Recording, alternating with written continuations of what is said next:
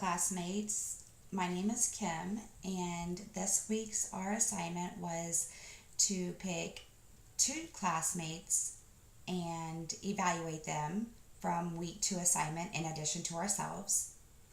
The first student that I chose was Ashley McGowan, and listening to her wow story, she seemed very touched by it and that it did mean something to her. As far as her enthusiasm, she I felt like she was into it.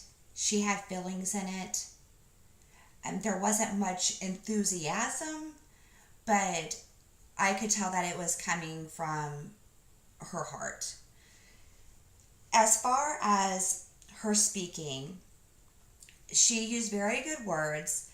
I do recall there were a few times where she did say and as far as the eye contact, there were a couple times that it seemed that she would be looking away from the audience.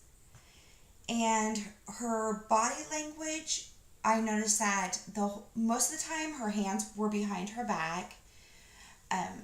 Rather than that, I would suggest maybe trying to use them a little bit or having them at least at your side. And it appears that she did to seem very relaxed. And also, the lighting, it was okay. But rather than that, it was overall good. The second student that I chose was Shaniqua Bowens. And from the moment that she even turned on her video and the first words that came out of her mouth, she caught my interest. It was it seemed her enthusiasm, her tone of voice, how she, it felt like it was coming from deep down inside.